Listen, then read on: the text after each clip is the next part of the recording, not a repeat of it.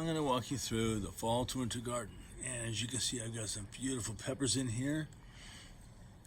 Up on top also. Look at those beautiful peppers.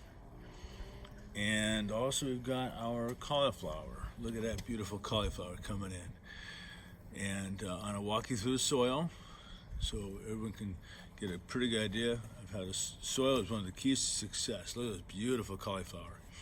Here's my broccoli, and it's doing a really nice job.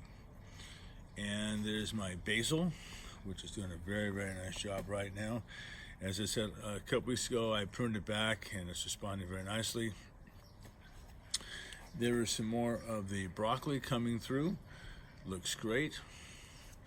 And then we have our carrot, and then we have butter crunch lettuce over there, and in the back in over there.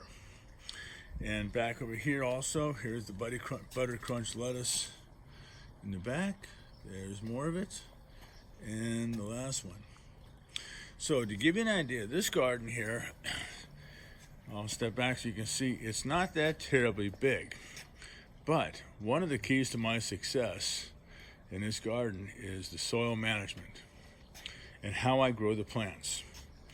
First of all, the soil in this garden has a lot of organic matter inside of it. I use grow mulch, and it does a dynamite job.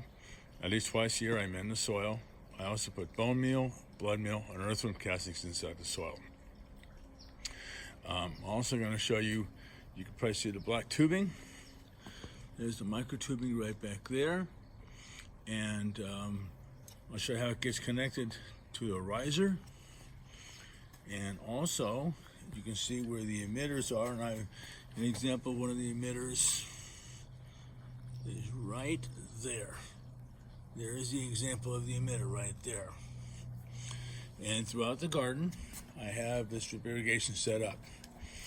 And this comes off of a riser. As you can see, there's a riser back there. So it's really easy to set up. As far as the amending the soil, as I said, I amend it midway through the growing season, and which is about maybe in June. I'll amend it. This soil, because the broccoli went in around 2 weeks ago, I amended it just before the plants went in the ground, and that'd be the last time the soil gets amended for the 2023 growing season. Also, you notice the netting that I have in the back, and that netting is actually about 6 feet tall, and I use that for my tomatoes. And you notice how I got them supported with metal stakes, and it does a great job for the tomatoes. And basically with the tomatoes, and I grow grape tomatoes, early girl, and better boy. And I train them to grow up this. The grape tomatoes go very, very well. The early girl and better boy and beefsteak, whatever actually I choose to grow back here, they do really, really well. This is also a cucumber cage. And the cucumbers, once the season gets going around in March, I'll tie the cucumbers up to it, and they just trail right up the top of this, and they do a great job. And just so you know, that pipe in the back is just for power back there, and so that doesn't have anything to do with the garden.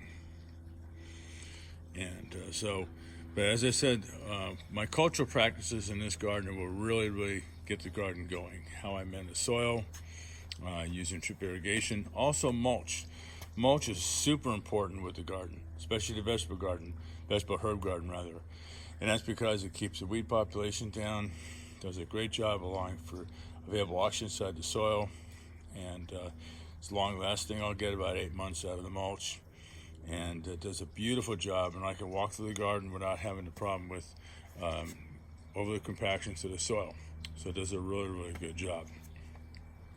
This is a fully organic garden, and so it produces quite a bit of crop, and which does a beautiful job. So just want to kind of give you an idea of my fall to winter garden. And you know, it's, as I said, it's not that terribly huge, but how you prepare the garden and how you lay everything out really will get the garden going, and you get a lot of crop production out of it. Okay, so there's your fall to winter garden. Thank you very, very much.